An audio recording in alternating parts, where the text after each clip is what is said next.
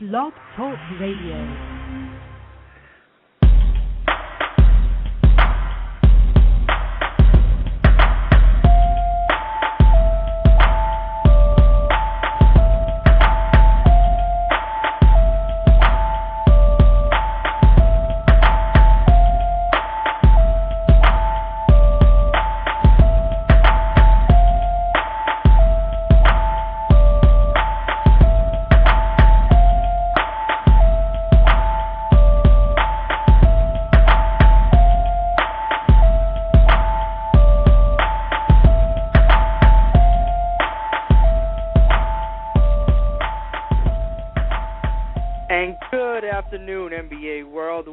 With another edition of NBA Unplugged. I am your host, Jacob Noble. Alongside of me, back from vacation, we have Brian Geltzeller joining us. How are we doing today, Brian?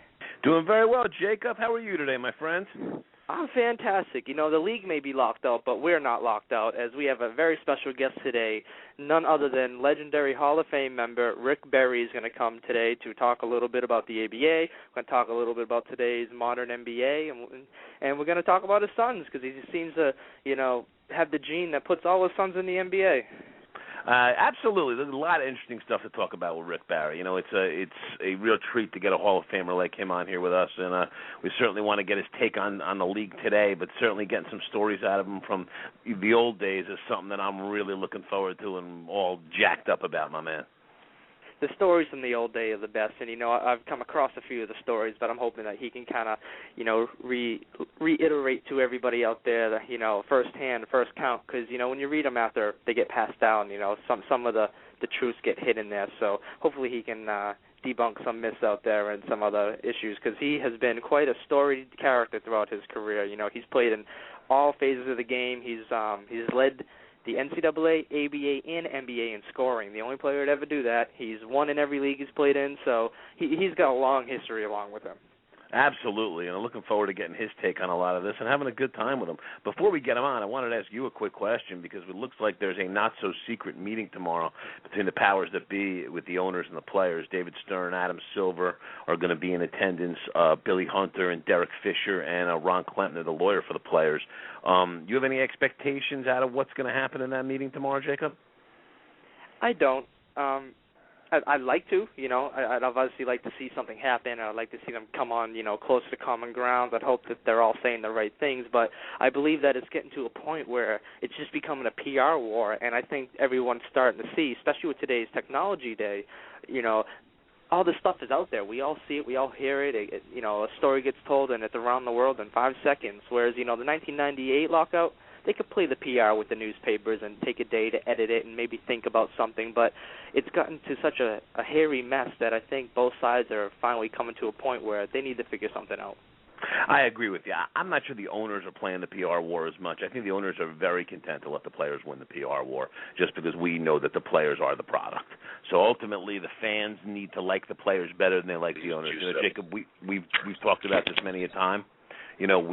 People aren't plunking down big money for courtside seats to see Mark Cuban and James Dolan. We're good. I've got it. No, they are not. And we have Rick Barry joining us. Rick, you're joined with Jacob Noble and Brian Geltzeller. How are you doing today, Rick?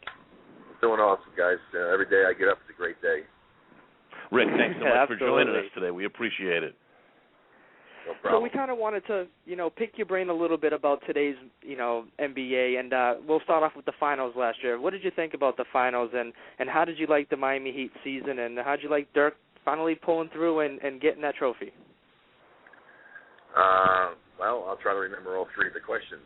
Number one is I think that the Miami Heat gave the series away. They should have won in 4 games. It was, but maybe turned around as fair play, because about 5 years ago or whatever it was, when Shaq won, when he was there with Dwayne Wade, basically Dallas gave the series away to them, and so now they returned the favor and gave away the series. But they definitely should have won in 4 games. The 2 comebacks that they made, the clinching basket was Dirk stepping up, obviously, and getting layups 20 feet from the basket. That's inexcusable that somebody, the star player from the other team, can drive from 20 feet from the basket, get in for a layup, and dunk to help cinch a victory. Are you kidding me? That's some of the worst team defense I've ever seen in my life.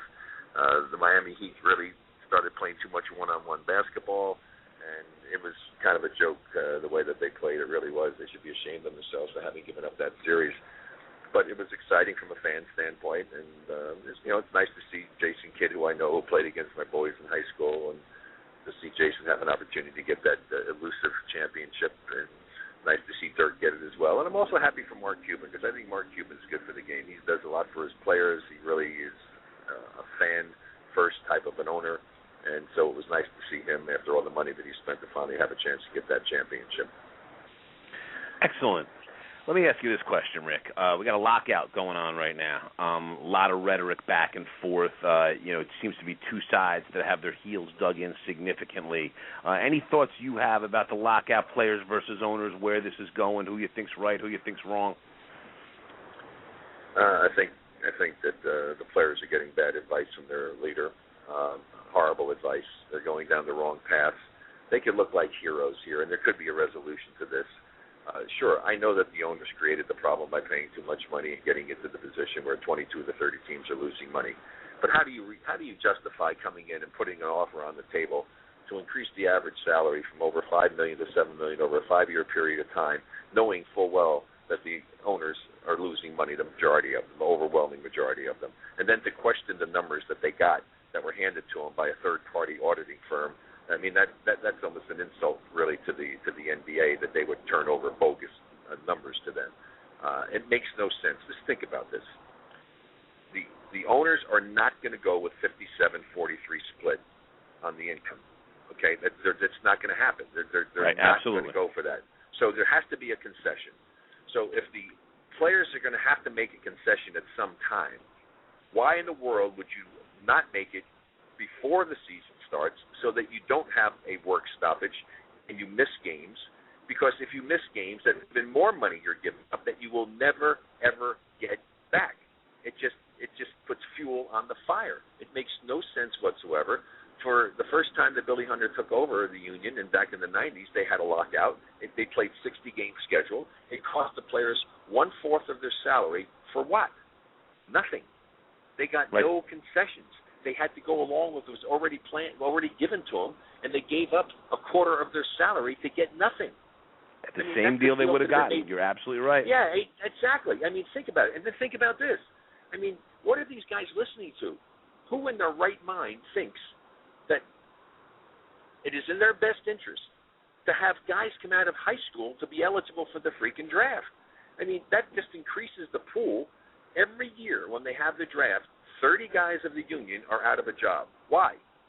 Because 30 guys, first-round draft picks, get what? No-cut, guaranteed contracts. Right. So if I'm the head of the union, I'm going to go in the collective bargaining and suggest to my guys, you know what? I think we should go in.